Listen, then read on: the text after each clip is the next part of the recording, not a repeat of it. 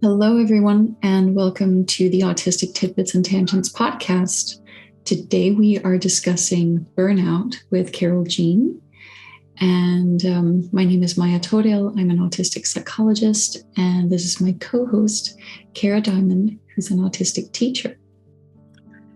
So we invited Carole Jean Whittington here today. She has done so much work for the autistic and the ADHD community. She has a wonderful podcast and communal space on Facebook and across social media called Mind Your Autistic Brain.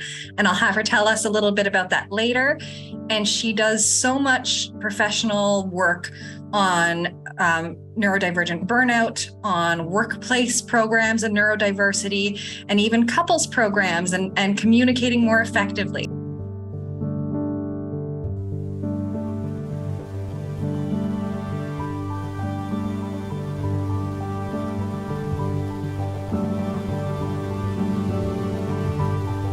Welcome to Autistic Tidbits and Tangents. Candid conversations between autistic off-hour professionals.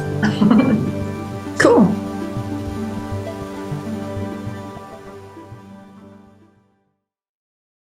Trigger warnings for today's episode.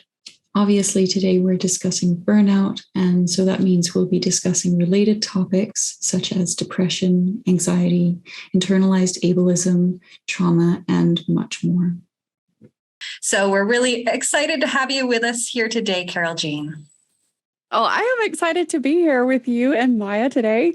This is a topic near and dear to my heart because it is something that I began experiencing as early as the age of 6 and spent 40 years on what I call the chronic cycle burnout loop until I discovered that I was autistic and ADHD at almost 40.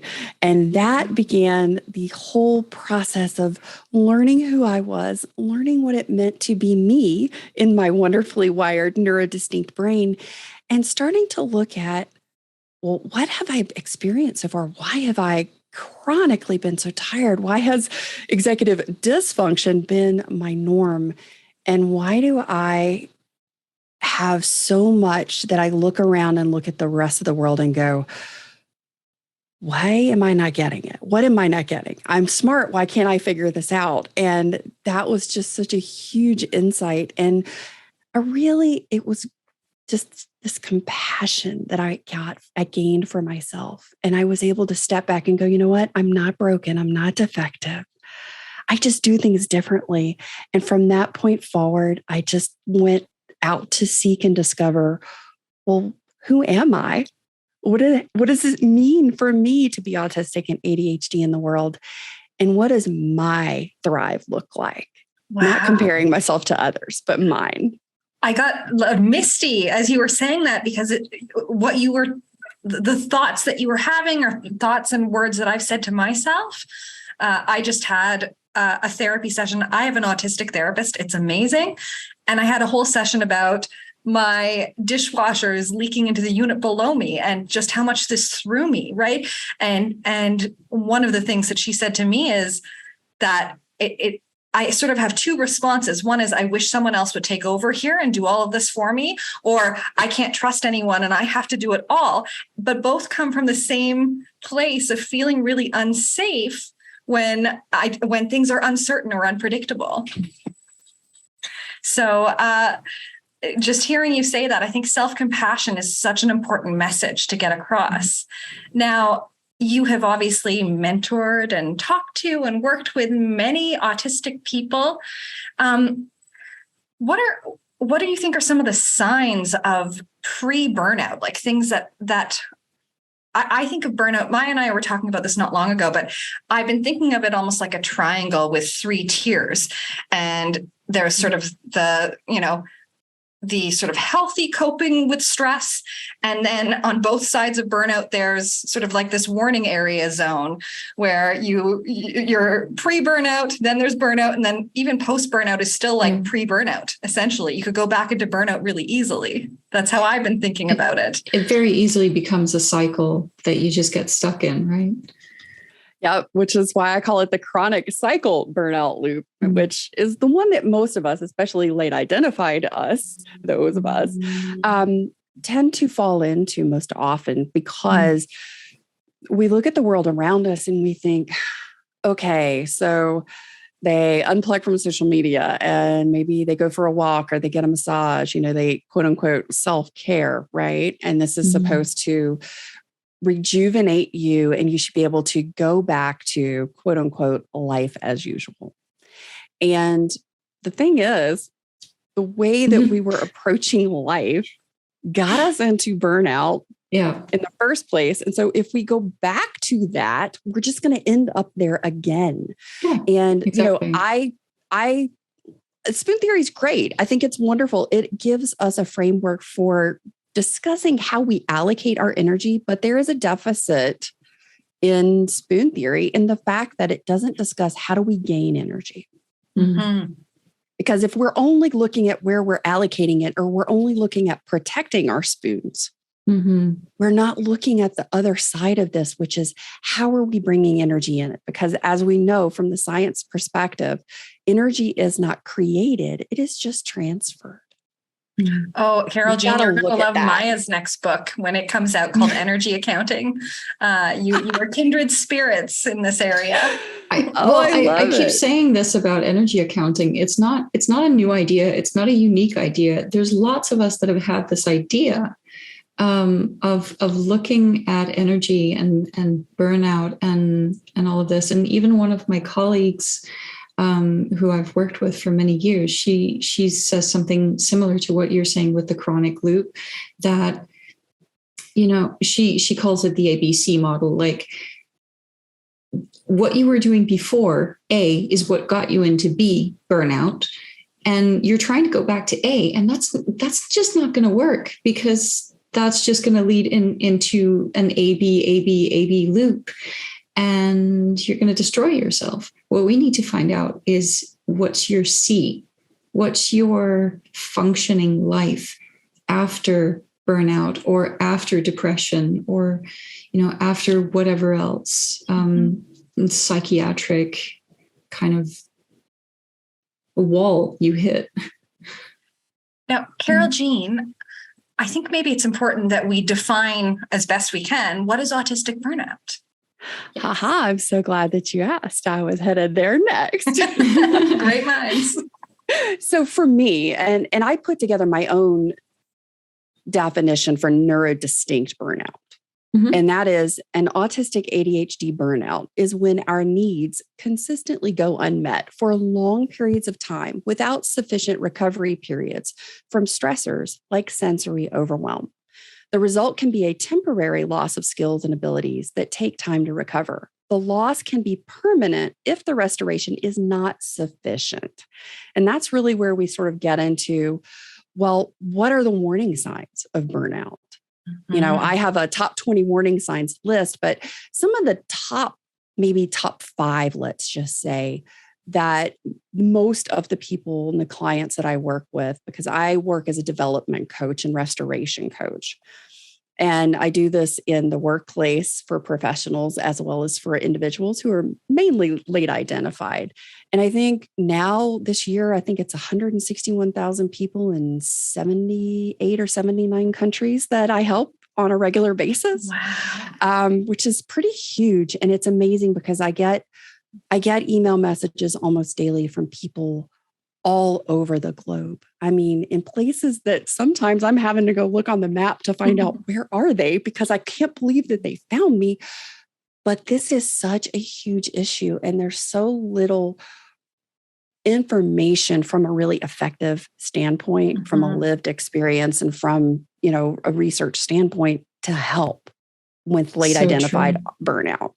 And so, overwhelming physical exhaustion is definitely top of the list. It's that you can't seem to quite get going. You never feel energized. And what happens is for those of us who have experienced this overwhelming and chronic physical exhaustion for decades, it becomes your norm. So you don't even remember what it felt like to feel energized and good. Yeah. No. Right? Yeah. Brain fog is a really, really big one. Yep.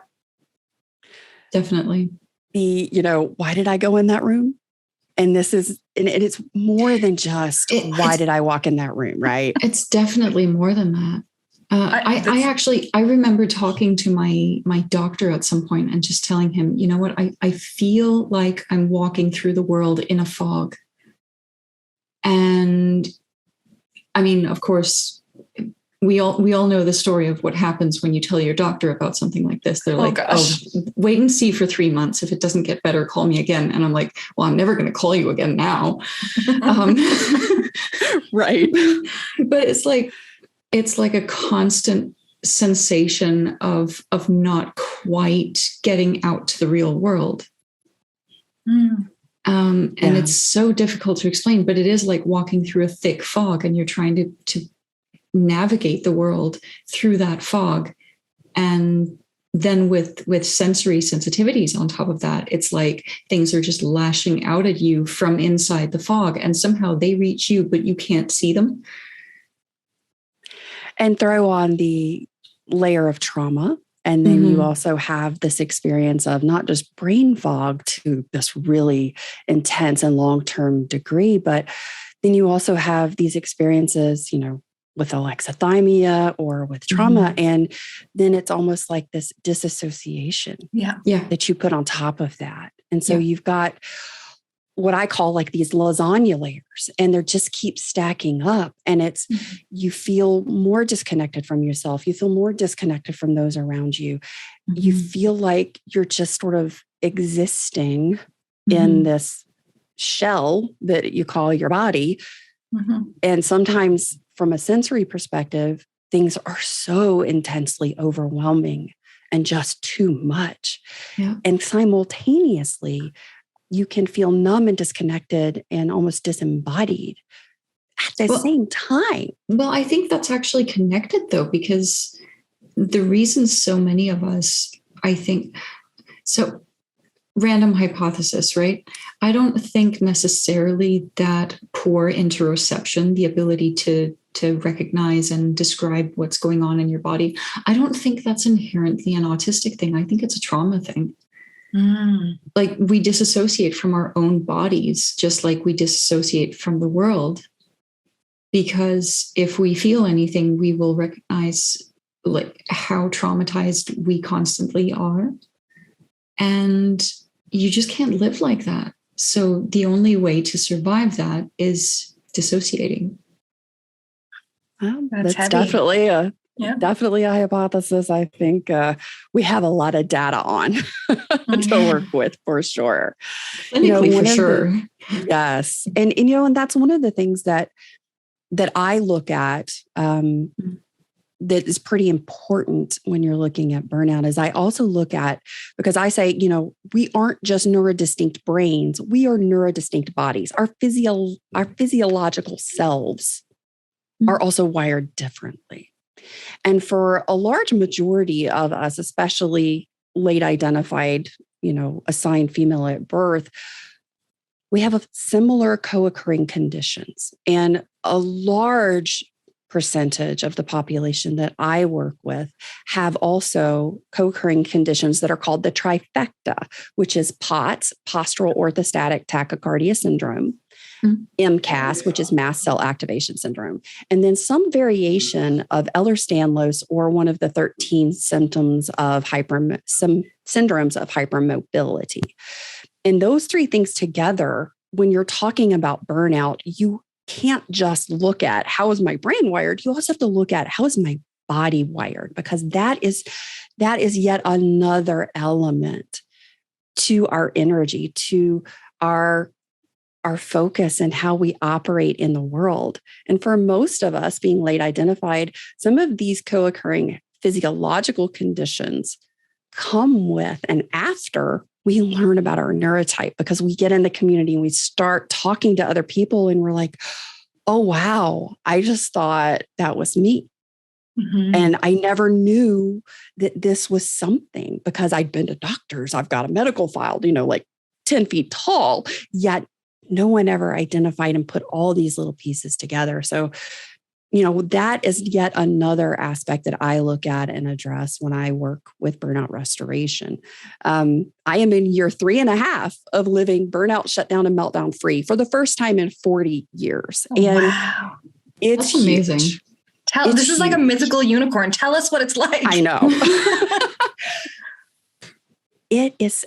I never could have imagined it. I could not have imagined how amazing it feels, how good I can feel.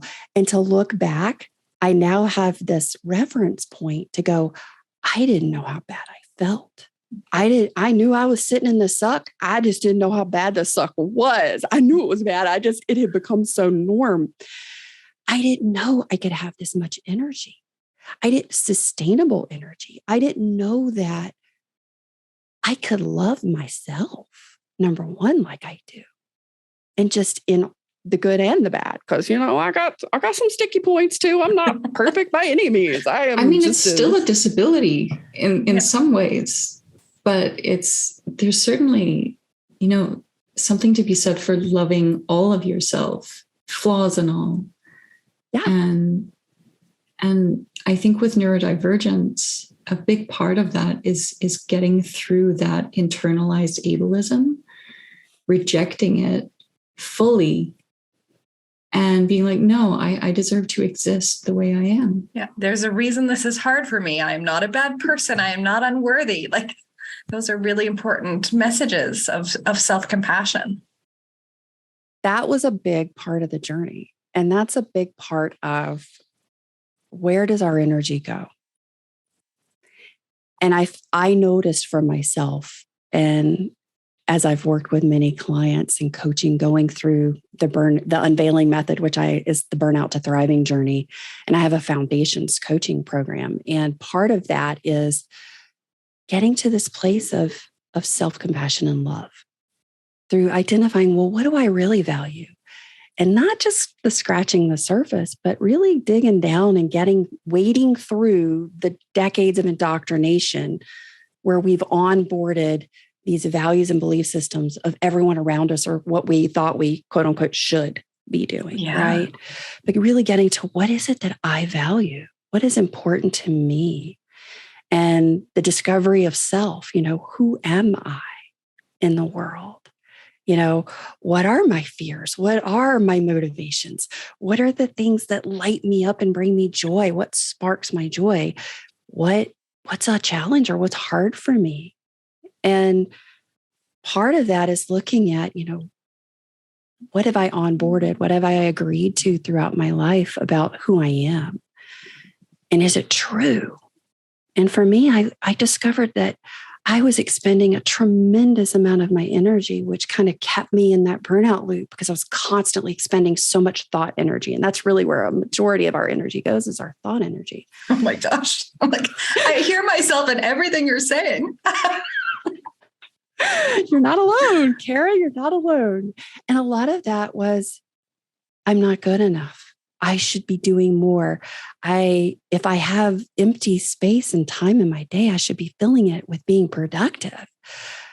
I have to do things perfectly, or I have to do them better than everybody else, or I'm not good enough. I'm not worthy. Yeah. Or they're going to see something is wrong with me, right? I think I've been thinking a lot about my drive at work and how I've always been super efficient in that particular aspect of my life, but in no other aspect. And I think a lot of it is masking, right? I'm masking the things that are hard for me by putting in so much more energy and producing the best possible work that I can do, so that I'm not exposed to criticism or any sort of judgment, hopefully.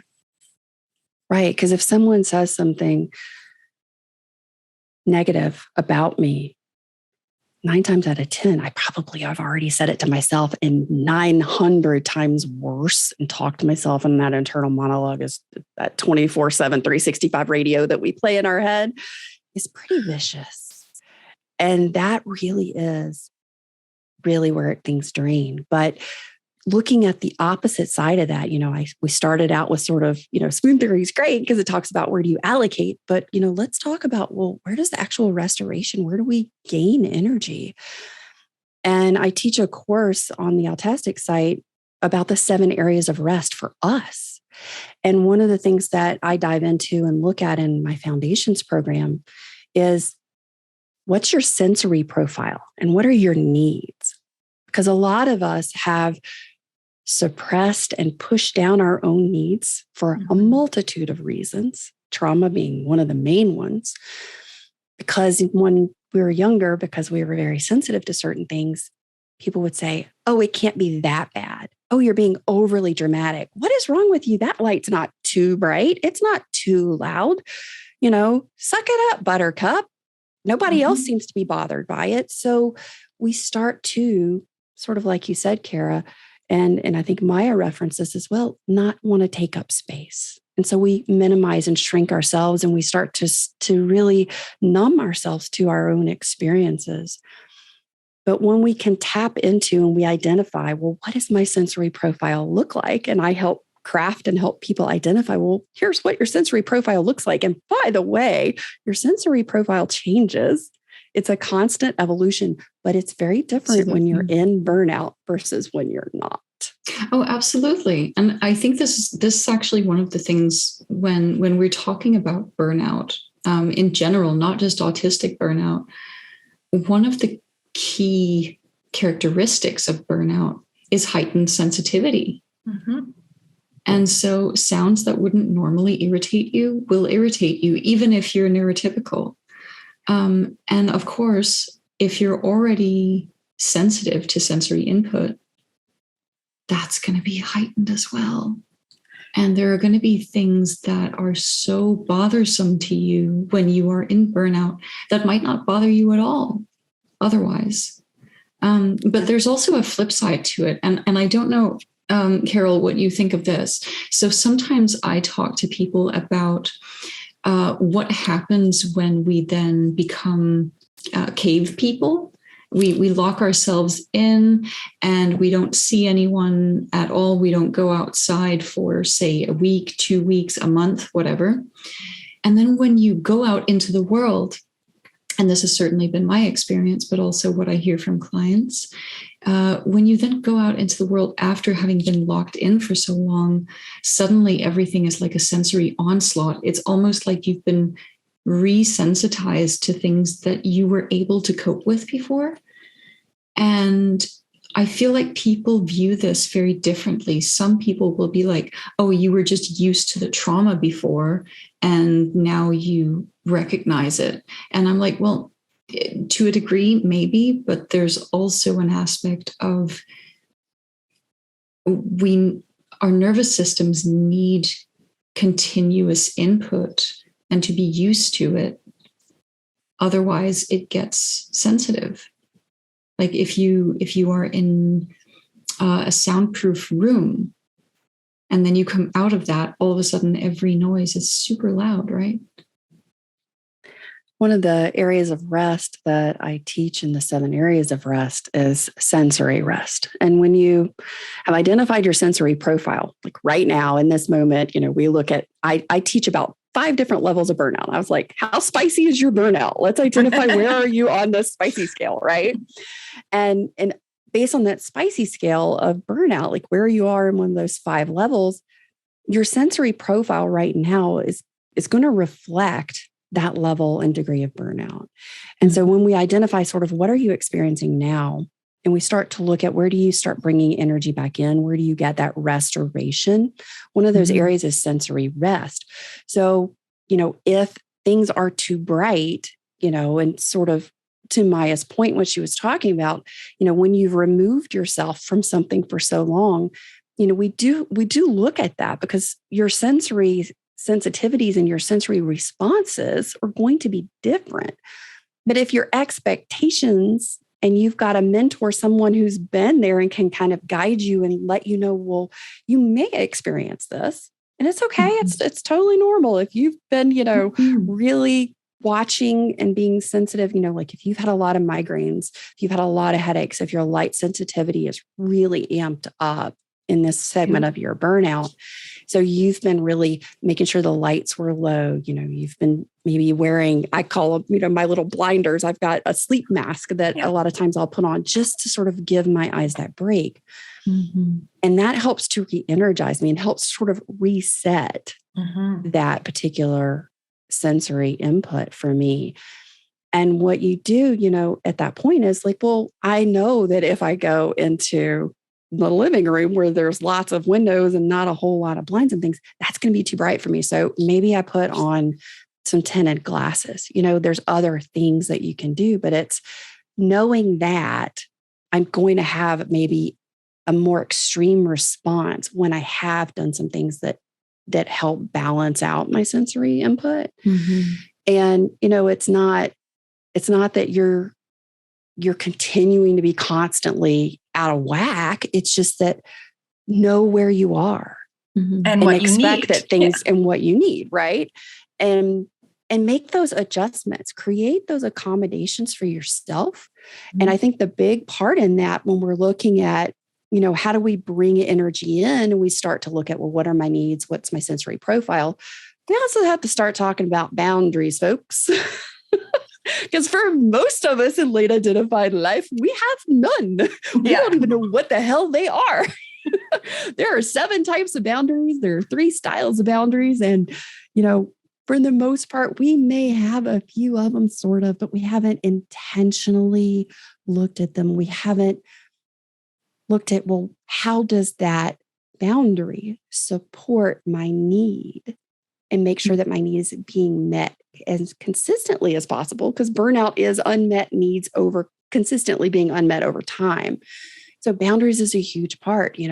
How do I start to identify, well, what boundary might I need? Do I need a time boundary? Is it really a mental, emotional boundary? Is it a material boundary? Is it a physical boundary? What are those boundaries for me? What need does it meet? Does it support the value that I have around my health or meaningful work or whatever that is in my life? And when you start to align these things, these components, this is where you start to really get that balance of energy in and energy out. And you didn't get in burnout overnight. You're not going to get out of burnout overnight. Oh, of course not. It took 2 solid years of very slow progress for me to get where I am today. Mm-hmm. And even now, I have warning signposts that I created for myself that I identified, taking my history of burnouts. I made this huge list, and it was, I'm a data person, so I'm always looking for, how do I connect the dots? What's the pattern here? And it's looking back and saying, okay, each burnout's a little bit different. What was a consistent thread in that? What was something that allows me? So for me, I make my bed every day. That for the most part, maybe twice a week I don't. It's just sort of thrown up. But for the most part, I make my bed every morning because that makes me feel good. Mm-hmm. That way, when I look at my room, it feels neat and tidy, even if everything else has a pile or a mess somewhere, right? That's my place. It feels good to me that way. It energizes me. At the end of the day, when I go to get in the bed, it's like everything's tidy and it just feels good to get in it.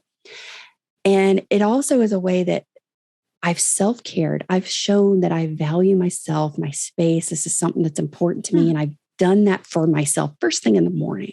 So first thing in the morning, I'm like loving on myself, right? Yeah. Drink my water before my feet hit the floor, get up, tidy the bed.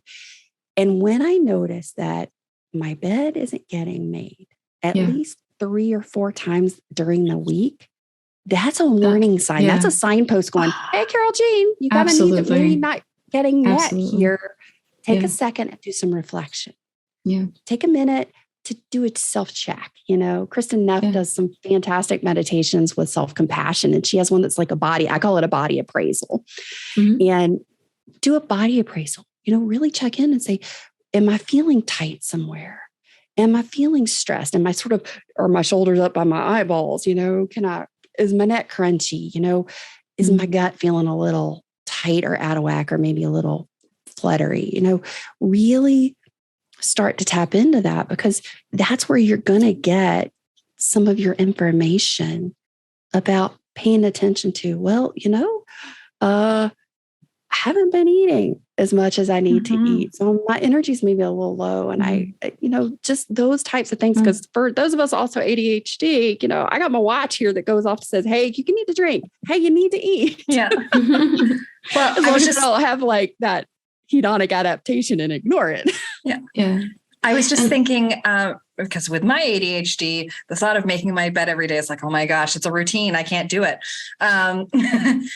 But one thing I did find really helpful. So earlier this year, I was feeling very, very burnt out, and I participated in some sort of self-care challenge, like a month challenge where you had to commit to doing something every day. But I was like, I can't commit to one thing. So what I did was I created like a menu of self-care, and I just committed to do one thing or two things each day, more if I wanted.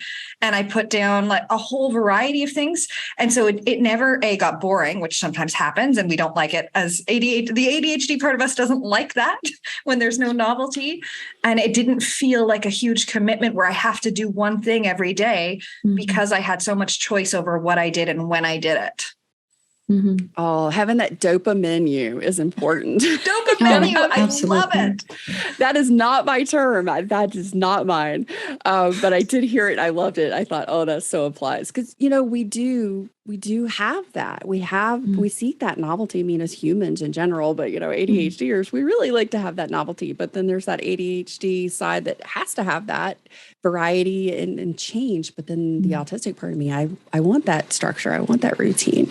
So finding that balance, but it's about identifying what works for you. What's your signpost? Because my signpost might be my messy bed. Your signpost might be something totally different. It may be, the dishwasher or something. One of the things I see most often, especially with younger clients, is that their primary warning signs really come in the form of hygiene. And this is something that I often will use as an example.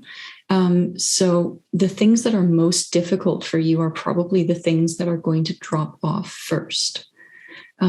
So if you have sensory sensitivities about toothbrushing, or you find it boring because you're ADHD and you don't like standing there for 2 minutes and feeling like you're doing nothing, toothbrushing might be the first thing that you forget. Suddenly, maybe you're only brushing your teeth once a day, or maybe you forget for an entire day, or maybe for even longer. And kind of the longer you get in that process, the more of a warning sign it is. And so having those external signs, and I think this is key to autistic people because we don't necessarily notice how we're feeling. We need those external signs to tell us, oh, wait, I'm not doing so great right now. And I think having that list of warning signs or signposts for yourself is really key for that. And I'm going to go journal after this and try and identify some of mine. Oh my goodness. Honestly, I'm really happy to hear that other people are talking about this as well, because I just love knowing that the things I come up with and the things I use in my clinical practice aren't like completely weird. Well, oh no, they're necessary. They are. And they're our language, right? Yeah. And we need that system around self-care. I found a really cool study. So this is the only one basically on autistic burnout. And the principal investigator is autistic and an academic as well, Adora Raymaker. And there's a whole bunch of other names, but they basically did community-based participatory research, and they looked at already written things about autistic burnout by autistic people, and they interviewed autistic people who identified as having had burnout or being in burnout, and they came up with a definition, and they have a whole list of strategies as well that were given by the participants, things that helped them to get out of burnout. And so it is very much on track with what both of you have said as well. Really cool study to check out. I'll just say the title of it. It's called Having All of Your Internal Resources Exhausted Beyond Measure and Being Left with No Cleanup Crew, Defining Autistic Burnout. Yep, it's a good one. I have read it. And, Raymaker, she actually has lots of YouTube videos and lots of really great resources that she's done, which is fantastic. We need lots of that. We need more of that. We need lots of conversation around this and sharing. What I fail to find is any long-term solution. I see a lot of temporary. I got out of burnout. What do you do? Yes. Yeah. I see a lot of Band-Aid solutions. Yeah. I see a lot of 6 months max, sort of. I hit that 6-month threshold and then I start experiencing those things again. Yeah. My goal is to actually help people get off that chronic cycle loop for good. I mean, it is part of, I call it the firm ground. So firm is foundation. And that is looking at the base components, which is from my system in the Unveiling Method, which is values, yourself, your needs, your sensory profile. The first layer of boundaries, picking out that first boundary that's going to get that biggest unmet need met consistently. And looking at and starting to identify, well, what are your burnout signposts? And what are the first few self-care steps? And I do self-care from the inside out, which actually starts with the thought thermostat. And then we have I, which is integration. That takes your foundation and it builds in the next layers of self, values, needs, sensory boundaries, and signposts with self-care. And then we have restoration. And this looks at where your energy is going out and where you can bring the energy back in, as well as preserve the energy that you have. With those 7 forms of rest, using your needs and your sensory profile, you'll also have an accommodation outline that I help you create to help you begin sharing these, with yourself, your friends, your family, work, and even your healthcare providers, because that's a big part of this. Absolutely. And then the last is the management. And that looks at taking your insights and experiences from your foundation, integration, and restoration segments. And you begin building your long-term strategies to stay off the chronic cycle burnout loop for good. And, it's about that ground piece of it. In each one of these elements, we look at growth. What are the expectations and what are the goals that we have? The reflection part of that is observing our beliefs and our thought patterns. Open compassion, developing self-love and compassion to give and receive, because the receiving part is a little harder for most of us. Yes. We can give all day long, but it can be really uncomfortable to receive if you still believe you're not worthy of it. And understanding versus knowing. You can know something. You have read a book about how to swim, but you don't fully understand what that is until you've done it. So we look at in each one of these layers, what do I understand versus what do I know? And how do I get to a place of understanding and not just a place of knowing?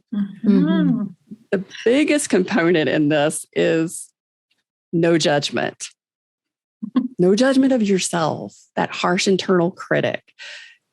Switch that to being the scientist in your own life, collecting the data, getting curious, compassionately curious about yourself and other people from a place of no judgment about who you are in the world. And not to say that you're not going to judge, because we all do, but it's the awareness of when those judgments start to come in. And the final component of that is doing versus being. The doing, that to-do list, has been what's killing most of us, literally. And the shift happens in this and who we're being. And that shift to who we're being versus what we're doing, doing for a lot of us, that to-do list is our validation. That's I did a good job today. I'm a good person. All of those assignments that we put in that weight of that to-do list. But when we shift to a place of being our values and being kind and compassionate to ourselves, being curious, then the things that we do come from a much easier place that's not a comparison trap when we're looking at who am I being versus what am I doing. It makes me think too, so many of the things you've said already, it's almost like inner child work, getting back to who we were before the world stifled some of the beautiful parts of us, and autistic joy, and the passions that we have, but also that wonderful quality we have where we say, like, but why? And we really need a reason, because as adults, often we have just accepted things to be this certain way. And we have to get back to thinking, well, is this reasonable for me? Is this fair to expect me to do these things? Or is this just one of those expectations that is made for neurotypicals? Oh, Cara, when you say things like that have stifled us, I'm always in awe of how diplomatically you phrase things, because I immediately had a follow, like the rest of the sentence in my head, but it wasn't as nice as yours. I applaud you for that. I'm a bit of a fence sitter sometimes, so it's not always a lot of. I think what it is you work more closely with children, and most of my work is with, like, if there are kids, then they're like in their late teens, and most of them are adults. So I'm not used to stifling my language. I am not a very different teacher when I teach graduate students and children, but certainly I'm much more forward. I really challenge them, and I will not be as diplomatic with adults. There's a lot to kind of unpack in just that short conversation. Number one, it's, a lot of it is sort of inner child work, but a lot of it is just also, and this is a big component of what I teach and coach with my clients, is getting in touch with your play. Like, I wasn't much of a child. Even as a child, I was very serious because I was so focused on not making a mistake and doing everything well and meeting all of these external expectations, not knowing that I was allowed to have expectations of my own. Getting to a place where you say, do I really like that? No. Yeah. Okay, well, then I'm not going to do that anymore. And knowing that you have the agency to do that. But also, one of the things that I've discovered for myself, and that many clients have shared with me as they've gone through the process of the Unveiling Method, is that we didn't have or give ourselves permission to explore who we were. So there's a lot of things that we're not even rediscovering. We're just learning. It's all new information, because growing up, we didn't allow ourselves to explore, to make mistakes, to get messy. And I am a huge advocate for the messy middle. I mean, that's where the beauty happens, is in the messy middle. But it's uncomfortable, and getting comfortable with being uncomfortable in the messy middle is part of the process. And it's sort of like when you go to clean a room, it gets horribly messy and you pull everything out before it starts to look better, right? But in a way, we can also tap into what I see as a trait that many of us have, which is that innate curiosity and desire to know. So this can really be a gift to be able to go deeper and have a new perspective on ourselves and the world around us. Yeah, I find that touch on. Sorry, go ahead, Maya. No, some of the things you were saying before with, like, it's not rediscovering yourself necessarily. It's also discovering yourself for the first time. I find that a big part of burnout for the people I talk to is masking. And sometimes having been masking very intensely for so long that they don't remember who they were before that. And discovering kind of who you are and what you like to do. And of course, mostly we talk about masking in terms of autistic traits being disguised, but I also really feel like as a whole, as a person, your values, they may be connected to traits that we associate with autism, but they may also just be your genuine personality that someone stifled because they wanted to fit you into the norm. And I always will try to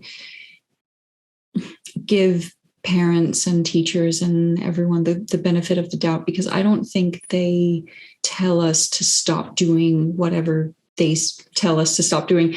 I don't think they do it to stifle us or to put us down or to make us feel like we shouldn't be us.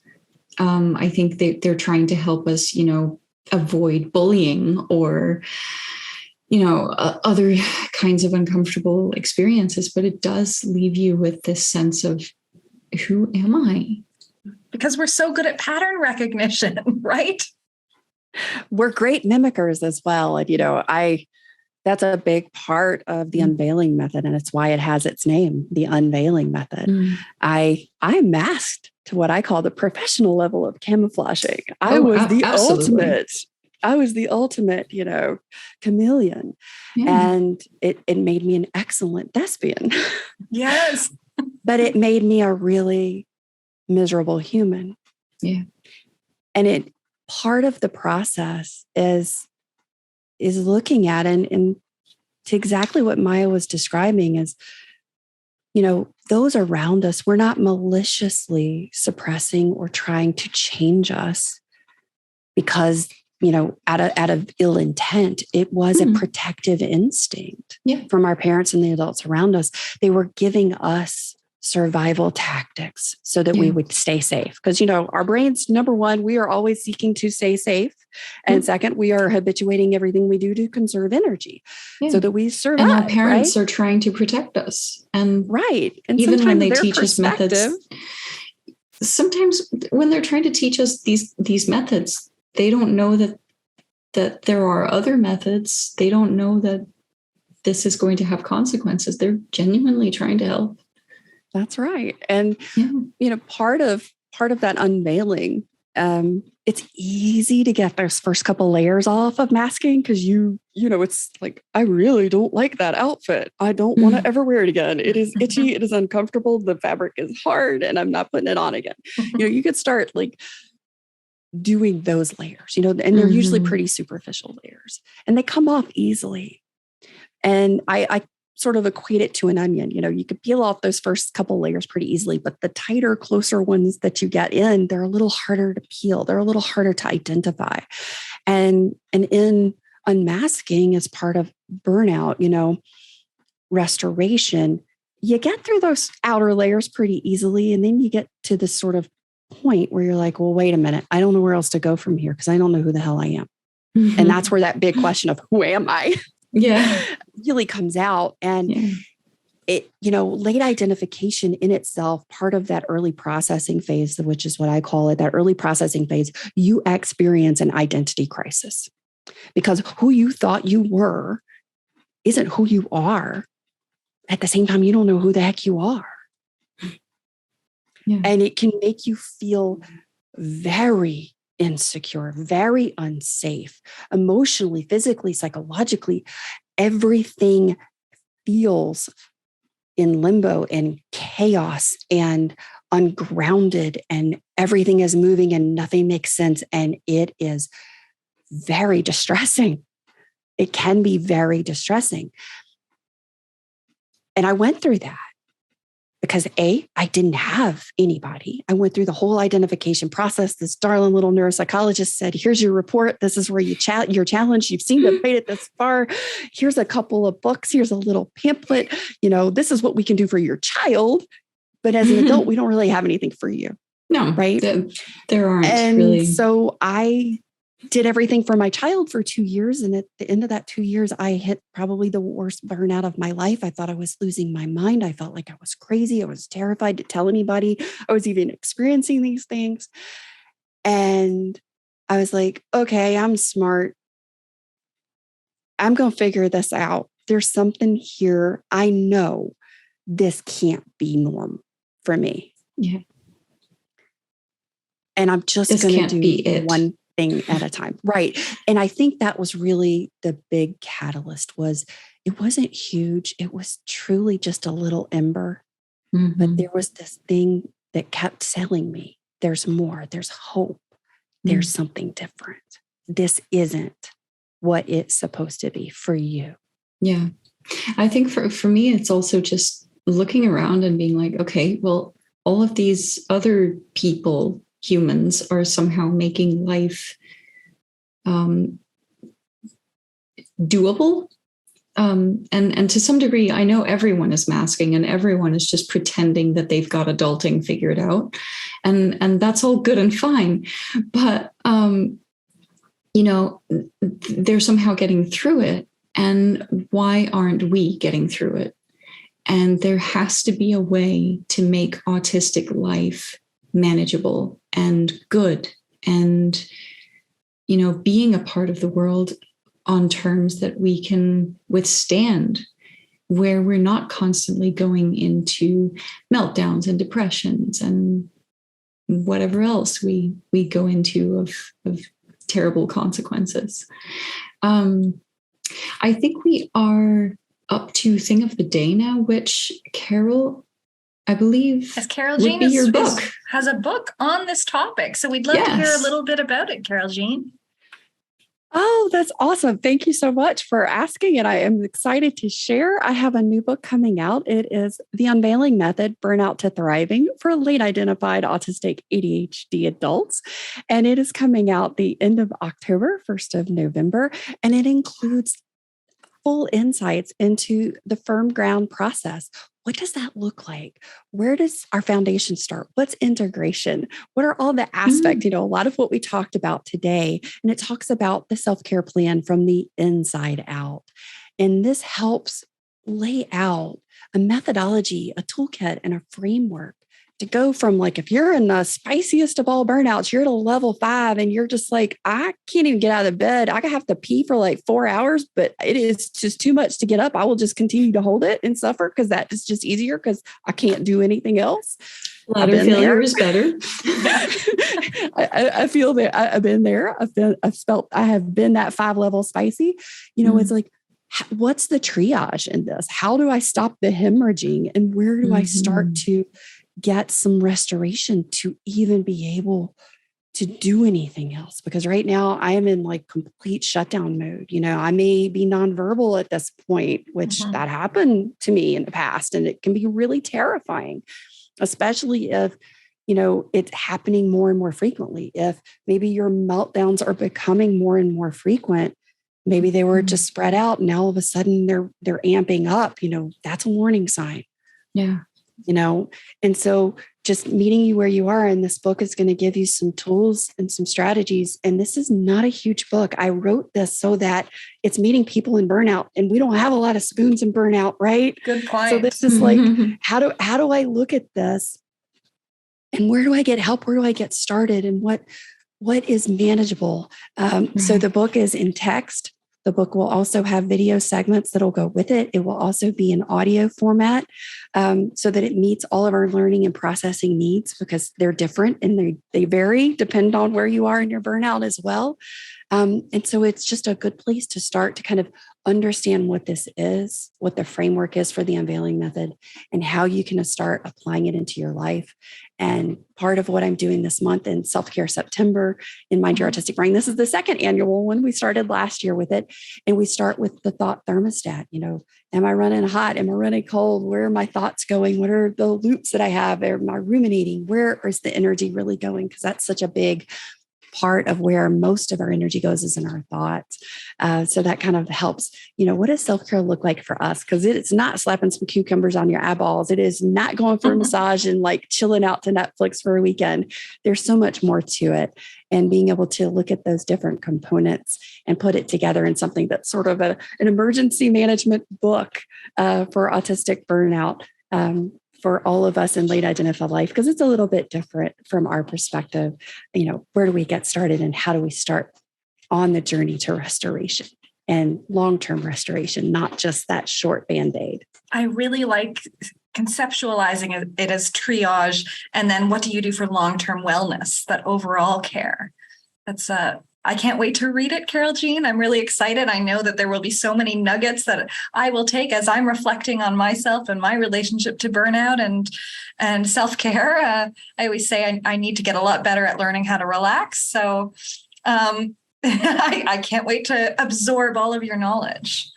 Now, my question for you, Kara, is, well, how do you just define relax? Relax might be totally different from somebody else's. That's a good point. I was talking with a friend of ours, Bruce, and we were saying, like, how do you define fun? Because that is another thing that's different for everyone, right? And fulfillment. And I think those are things autism professionals and us as autistic people as well often forget, that we have to focus and find the fun, and we have to find fulfillment, and we have to find relaxation that works for us. That's like an essential component. I think, correct me if I'm wrong, both of you, but so many people who are in autistic burnout, and this isn't all people, often they don't have a sense of fulfillment. And it's like everybody else seems to be doing things and seems to be, holding down a job, or they have these amazing hobbies. And what do I have? Yeah. And I think that is a substantial part of people who are in burnout. Also non-autistic people, by the way. And I find that this is also connected with that pressure to be productive that you spoke about earlier, Carole Jean. And for so many of the young people that I speak to, there is that sense of, what if I can't hold down a job? What if I can't produce something that creates monetary value? And I think for so many young autistic people, they look at adults, or they look at influencers, and they think all of these people are making money and being successful, and what am I? And I think that right now our culture very much values that way of succeeding, and I think we need to reframe success. Oh, most definitely. That is a big part of it. Kara, one of the things you brought up, and I love this, and just sort of wrap up with this little tidbit and insight here. When you're a combination, you're autistic and ADHD, a lot of times when you're looking at self-care, you have to look at it very differently, because you can create more stress and more deeper burnout, like getting sucked into a deeper deficit, when you are understimulated. Wow. You have to look at, okay, well, what does relaxing look like for me? I asked you that, like, define it. And it's also like, define your play, define your fun. But in that, it's, where is it meeting your need? Because if your definition of relaxing and self-care is that I got to sit on the sofa and I got to like watch an entire series and not get up all day long, but the ADHD part of your brain that needs to be stimulated is like going down into the depression and feeling really agitated, really super bored. And then the stress level is rising because you're not being stimulated. We have to look at that aspect of it too. Absolutely. But I also think we have to allow ourselves to define relaxation and fun as being several different things. Like, you can relax in different ways depending on the day, depending on your mood, depending on the situation that you're in. So I find that when you asked earlier, Kara, like, what is fun, right? And I'm like, well, I can think of like 5 different ways that I have fun, but they're not interchangeable at all. Like, they don't connect necessarily, but each of them is still a way of having fun for me. And I think it's the same way with relaxation. Like, yes, it can be really, really nice to do a 5 or a 10-minute meditation, for example, but it can also be a form of relaxation for me to dance. Like, it's not a physical relaxation, but it's a mental relaxation. And that's just for me personally. And it can be obviously a million different things to a million different people, Yes. But yeah, that kind of, I don't know. What do you think, Carole? I say you throw out all the rules and you give yourself permission to explore and to have this really wild patchwork of what works for you. Mm. And that you have the agency to look at that dopamine menu and pick out right there in that moment, this feels good, this works, this meets my need. I think Maya, you bring up such a great point there. And it's something that I try and encourage my clients to explore. And it's just go try it. Gather the data. It may not work in this situation or in this moment, but save it because it might actually meet a need that you have in another situation or environment. So be willing to try things more than once, be willing to get messy and explore, and look at it as the opportunity that you're giving yourself to learn more about you and to direct your life, to be the leader in your own life, to live your thrive and not just survive. Well, I have to say, I am feeling so energized from this talk and so optimistic and hopeful again. So thank you so much for restoring me through this conversation. But before we wrap it up, Maya and I always like to ask one question. Do you have an idea, Maya, or should I? I mean, you're always the one that's thinking on your feet. Okay. All right. Thinking on my feet. Okay. I am a big fan of using thinking strategies. And since I'm able to use my imagination, not everyone has visual imagination, but what is a memory or a happy moment that you have that brings you some peace in those moments where you don't have peace or just need to restore a little? Oh. So I actually have this one particular, because I'm a very, very much a visual thinker. So much so that I can visualize and experience being in that place, in that moment. I can smell it. I can feel it. I'm almost there again. 4D. Yes, very much so. And I learned to sort of do this. I didn't come to meditation and visualization in that way in a normal route. Like I had to learn to do it with my autistic ADHD brain. So it came to me through running, the rhythm of my feet hitting the pavement and that physical exertion. And so I created this space for myself that allows me to be very grounded, very centered, and very at peace, because our natural state is some form of what it is for us to have a quiet mind and quiet body. And that can be different speeds, different multiple tabs might be open in my brain, but that's my calm, right? Like 90 versus 180 tabs. So you have your own like browser. safe place in your mind that you can escape into. Right. And for me, it's this beautiful grotto that has a waterfall, and I can feel the cool of the water and the sun shining on my face. And I'm sitting on a big rock right at the edge of the water. And I can hear the water as the waterfall is coming down, and it's sort of that whoosh, whoosh, whoosh of the water hitting and the bubbling up, and the sun on my skin, and sort of just sitting there very peacefully and feel the wind blowing against my skin.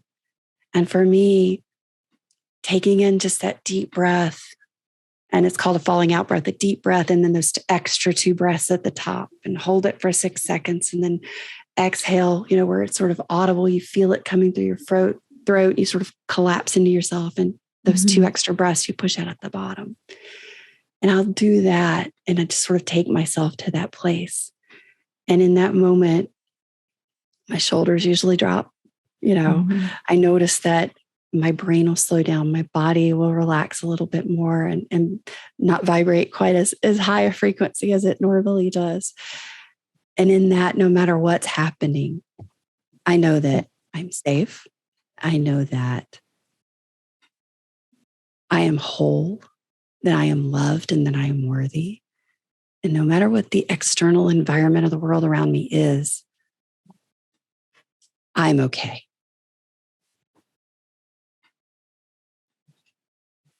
I think that is a beautiful image to end on. Yes, thank you for sharing it.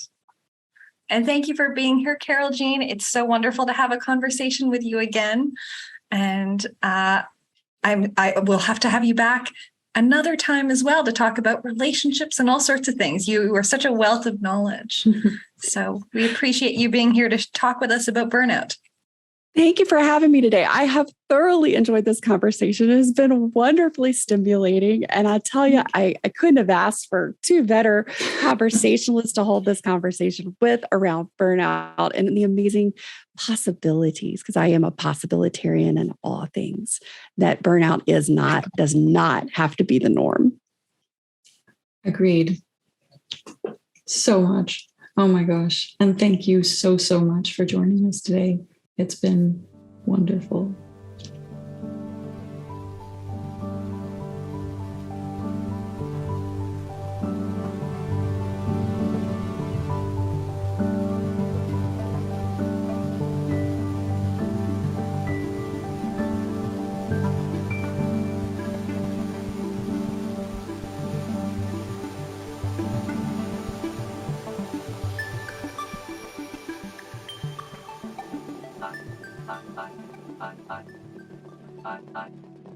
Autistic